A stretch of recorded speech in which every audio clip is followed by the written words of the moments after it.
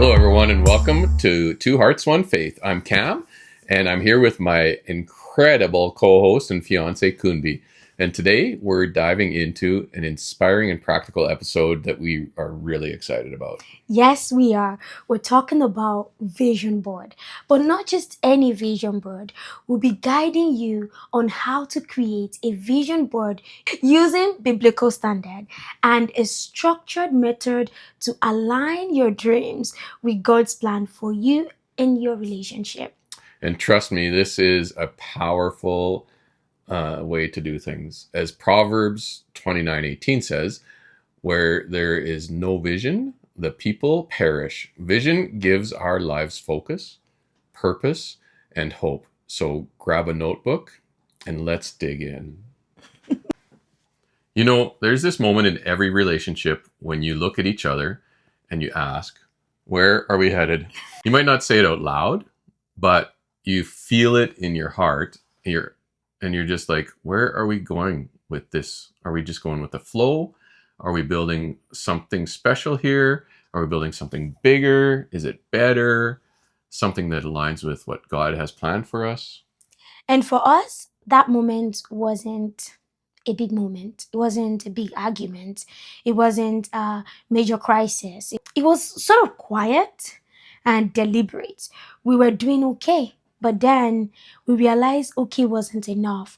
We wanted clarity, we wanted directions, but most of all, we wanted to build a life together deliberately, not by accident.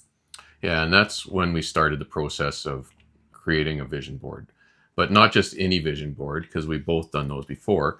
We wanted one that was a God centered, purpose driven, like deeply intentional vision. And here's the thing, it took us months to do that. I think it was like 2 or 3 months to like finally get things over with. And it was like a lot of digging, like digging deep in our personal lives and in our thoughts and in our prayers.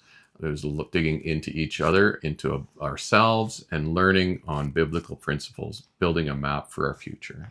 Yeah, we came out stronger for it because a shared vision doesn't just show up where you're going, it connects you along the way.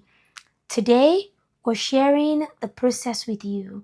We're going to walk you through how to build your foundation for a vision. And trust me, you would want to stick around for the next two episodes because by the end, you would have clarity, purpose, and direction for your life together as a couple. Yeah, that's right. So grab a cup of coffee, a journal, and let's talk about vision. So because your future is too important to leave to chance. Absolutely. So we're gonna start with the drift versus the plan. Let's start there. Most of us don't plan to drift. It just happens. You get busy, you get distracted, and one day you look up and think, how did I get here? Maybe it's in your career, or maybe it's even in your marriage, or maybe it's even in your faith. Yeah, that's right. But then you realize that God didn't create you to just drift. He created you with a purpose. Jeremiah 29:11 says, "For I know the plans I have for you, declares the Lord. Plans to prosper you and to not harm you, plans to give you hope and a future." So let's pause on that for a second. God has a special plan for you, specific, intentional plans. Absolutely. And here is what we discovered. If God has a plan, why don't we? Why don't we sit down, pray, and align our desires with His vision? And that's what we did. But it wasn't easy because getting clear about your vision means you have to ask really hard Really questions. hard questions, like some of the hardest, to be honest. So, section 2, Joseph and the stretch zone. So, let's talk about Joseph a little bit. You know the story in Genesis 37. Joseph was given a dream by God, he was given a vision, and God showed him that he would be a tremendous leader, and that his life had a huge purpose.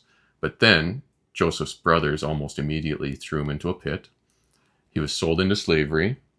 He was falsely accused, forgotten in prison. And it's like every step that he was taking forward came with 3 or 4 steps backwards. Absolutely. But Joseph didn't let go of the vision. And here is what hits us: having a God given vision doesn't mean that the journey would be smooth. It means you trust God even when you are in the stretch zone.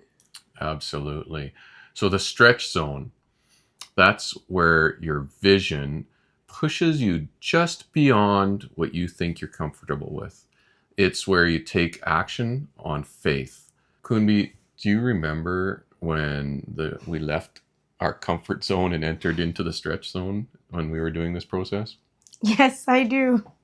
Yes, I do. Just like yesterday, it was one of the defining moments in Yes, our relationship and also in our journey as a couple. absolutely. It was when we had to make a decision about the direction of our restaurant. At that time, we had this big dream. We had big dreams, and honestly, we had no clear directions. We thought working hard was the way forward, but we didn't even know what working hard should look like. No, that's for sure. Or what it meant for us, right? Like we were at this crossroads, unsure of which job or which path would like get us to where we need to be, which would make the most sense. We kept praying and asking God to show us the way. That's Lots of what we prayer. did, lots and lots of prayers. And God did, but not in the way we Not expected. at all. God directed us to focus on building the front of the restaurant, to building the front of the house. It's funny because this wasn't even on our vision at Mm-mm. all, not just physically, but also redefining who we were and what we wanted to serve. Like that's when we actually decided to transition from offering traditional Nigerian cuisine to Afrofusion, specializing in brunch. Brunch of all things. Literally Yeah. brunch. So that was a huge leap of faith. Nobody had done it before in our city. It felt like we were, starting over completely, changing the heart of Nobody has done Nigerian Canadian fusion fusion before. brunch. Yeah. It like honestly, it was scary. It was. And let's be real, it wasn't easy at all. Not That at all. season was the most challenging time of our lives. We almost lost everything: the restaurant, and even Cam's dad. His Yeah. illness was such a heavy weight on our hearts, and financially, we were drowning in debt that we couldn't even imagine where we got there. It felt like every day we were being pulled in different direction, constantly trying to keep up or keep it together. Yeah. Some days I look back and I wonder how we kept it together, to be honest. So there were so many moments that were like literally where we had to pick ourselves up off the floor. Like And literally pick ourselves yeah, off the floor. absolutely. But what kept us going was our faith. Like, even though it didn't make sense at the time, we just held on. We prayed like crazy. We trusted that God had a plan. Like, I remember working like 12 hours in the restaurant, coming home and praying for like 2 more hours. Like, are we Absolutely. doing the right thing? And you know what? God did. Little Hmm. by little, God opened doors, opportunities that we never saw coming, resources we didn't even think we could access. The transition to Canadian Nigerian brunch wasn't just a pivot that Ayinke's kitchen would normally do. It was a test of our faith and partnership. It brought us closer to It each did. other, and it definitely brought us closer to God. Yeah, it's amazing to look back now and think about the prayers, the patience, like the trust that we had to have. Then we all came together and it made us so much stronger personally, it made me stronger, and I think it made us so much stronger as a couple.